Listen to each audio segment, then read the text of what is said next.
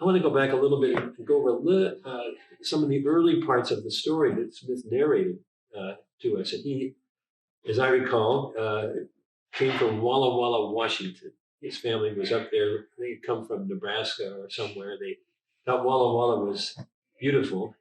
But then I think the family got tired of the cold. And his father came down to San Diego. I can't remember exactly what brought him down here. Oh, I know. It was a political scandal. But anyway, Smith came down with his family to San Diego in I think it was 1906 or something like that. He was born in 1899. And he came down here, and one of the first things that he remembers is the coming of the Great White Fleet. That was a super, we could go on all about the Great White Fleet. It was basically San Diego's great chance to grab the Navy for an industry. So the Chamber of Commerce and the business community was dying for some solid industry in San Diego. We did not want to be like LA, full of smokestacks and factories and that sort of thing. They wanted something more compatible with our environment. But they couldn't get into the harbor. They had to stay off Coronado. So President Roosevelt, Theodore Roosevelt, sent the so-called Great White Fleet around the world to demonstrate U.S. presence on the seven seas. Especially because of the Russo-Japanese War. The Japanese had cleaned the Russians' clock. Exactly.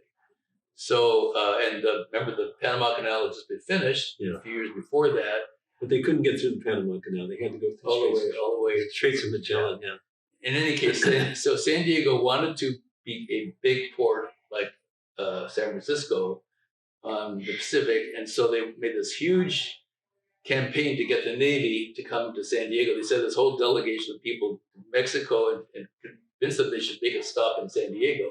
So people like Smith, who were youngsters at the time, thought this is an amazing thing. It was a parade. The whole city turned out for this giant thing, and it did lead to San Diego becoming a great Navy.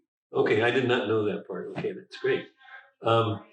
One of the early anecdotes he narrates too is that about 1907 or 1908, his dad decides he's going to take the family on a picnic, and they rent a buggy with 4 horses, and they want to go down to Tijuana. and they get lost. They drive down this dirt road and they get lost. They end up in the Sweetwater Dam area. They finally get down to the border, and they see the old stone monument there. And I've tried to find pictures of this, and I can't find any. That's where the Friendship Park is. I know, but anyway. I looked all over for pictures of this, but they sit there at the border, and then the dad will not let them cross the border. But they look across, and they see one building, and it's the Gonzalez Curio Shop. Manuel Gonzalez had this curio shop before anybody else did in about 1906, sitting there on what is now Revolucion. Gonzalez eventually develops other things like the Long Bar there. Very famous bar up through at least the maybe even later 20th century. And he brought a hotel down from, he reminded me a little bit about Smith. He brought a hotel down from Imperial Beach and set it up there. And this hotel eventually became the St. Francis Hotel and burned a couple of years ago. I only was aware of it because I had dated a girl. Oh, what year was this? This was before I was married. So it was the late 70s. I dated a girl named Lisa Gonzalez. And her dad was Michael Ibbs Gonzalez. Did you know that name at all? Oh, yes. I dated her, too. You're kidding? Yes. Gonzalez, a famous, the funny thing was we went to, I don't know where you went, but we went to a concert out in San Diego State.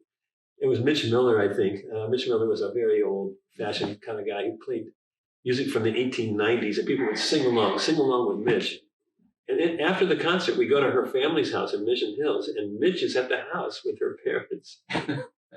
It was crazy. But anyway, I became aware of her dad, and her dad was, I think Miguel Gonzalez is one of his sons, or maybe a grandson, but he had gone on to Harvard and married a German, somebody of German extraction, and they became a prominent family here in San Diego.